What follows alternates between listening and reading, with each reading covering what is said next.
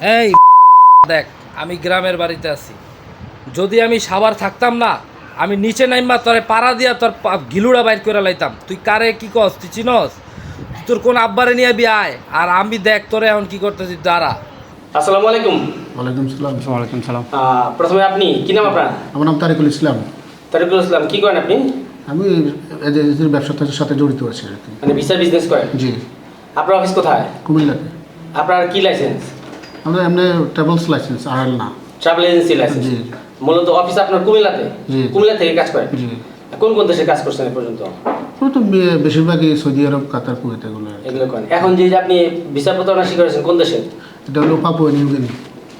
Papua New গিনির জন্য? জি, জি। কাকে দিয়েছিলেন? এটা খায়রুল বাশারকে।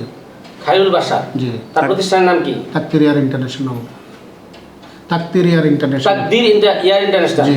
তার এটা কি রিক্রুটিং লাইসেন্স? রেকর্ডিং লাইসেন্স নাই ওর এমনিতে। অফিস কোথায়? অফিস তো বিভিন্ন জায়গায় ওরা চেঞ্জ করে।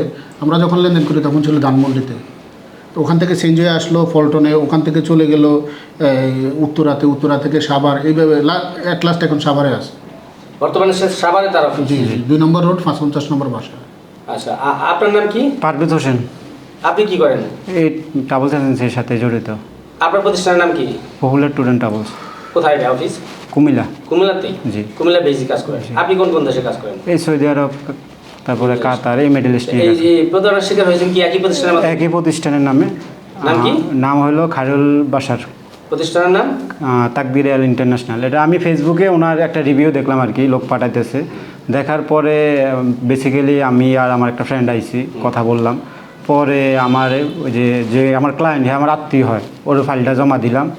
কোন দেশের জন্য দিলেন? প্রথমে দিয়েছিলাম আমি ইয়েতে, যে সার্বিয়ার জন্য। পরে সার্বিয়াতে রিজেক্ট আসছে। কত টাকা কন্ট্রাক্ট ছিল তখন সার্বিয়া? তখন ছিল 8 লাখ টাকা কন্ট্রাক্ট। আচ্ছা, তো সার্বিয়াতে রিজেক্ট আসছে। রিজেক্ট আসার পরে বললো যে ঠিক আছে ভাই, সার্বিয়া তো হইতেছে না, গ্রিক সাইপ্রাসে হইতেছে, দিয়ে দেন। পরে আমি হলো কথা বললাম যে ক্লায়েন্ট হলো যে ভাই এইভাবে বলছে গ্রিক সাইপ্রাসে হইতেছে, দিয়ে দিতে হইলে।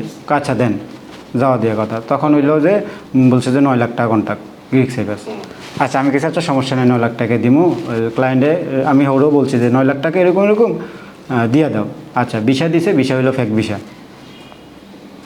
গ্রিক সার্ভিসে ফেক ভিসা? হ্যাঁ ফেক ভিসা। কপি আছে? হ্যাঁ ভিসার কপি আচ্ছা, আছে। ফেক দিল, ভিসা তো দিয়েছে, ফ্লাইট দিয়েছে পরে? না, ফেক ভিসা দিয়ে ফ্লাইট হয় না তো। আচ্ছা, হবে না তো, কিন্তু ফ্লাইট দিতে চেষ্টা করছে সে? না, চেষ্টাও করে নাই, ওই টিকিট দিত। আচ্ছা, সর্বশেষ কি হলো তার সাথে? তারপরে বলে যে ভাই এটা তো আমারে ফেক ভিসা হয়েছে, এখন আমারে আরেকটা চান্স দেন, নর্থ মেসিডোনিয়ার জন্য জমা দিয়ে দিই।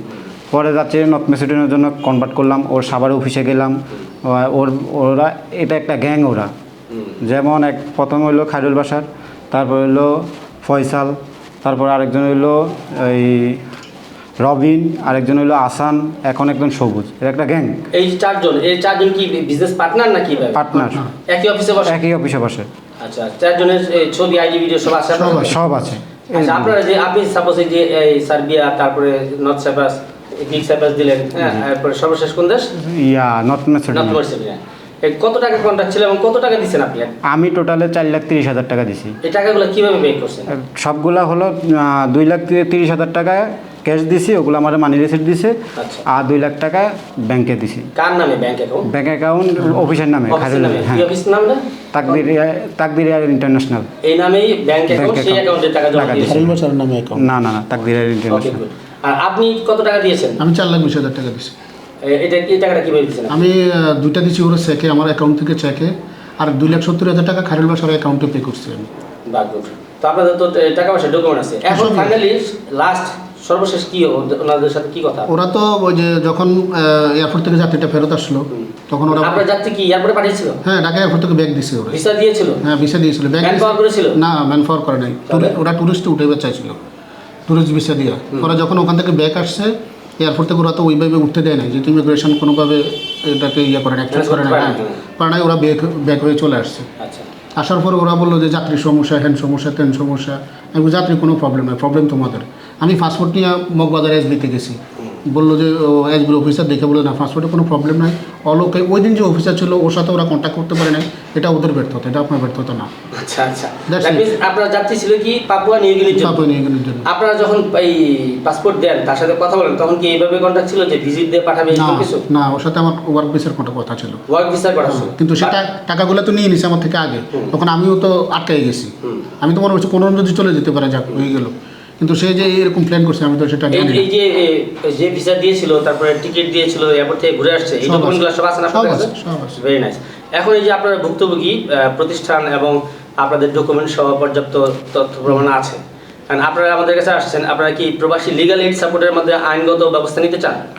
সর্বোচ্চ চাই, সর্বোচ্চ পরামর্শ নেওয়ার জন্য আপনার কাছে আসি। আমরা চাই যাতে আর এখানে এরকম আরেকটা বিষয় স্যার, ওরা টাকা দিবে আজকে 1 বছর দিচ্ছেই। আমাদের লাখ টাকার একটা চেক দিছে, চেক বাউন্স হয়েছে, আমি আদৌ টাকা পাইনি। টাকার জন্য ফোন করলে এই তোরে মারেলাম, হ্যান করবো ত্যান করবো, জবাই করলাম, অফিসে আসলে দেখি তো কোন বাপের বেটা টাকা নিয়ে যায় চাহিস, এগুলা। এই দেখ, আমি গ্রামের বাড়িতে আছি।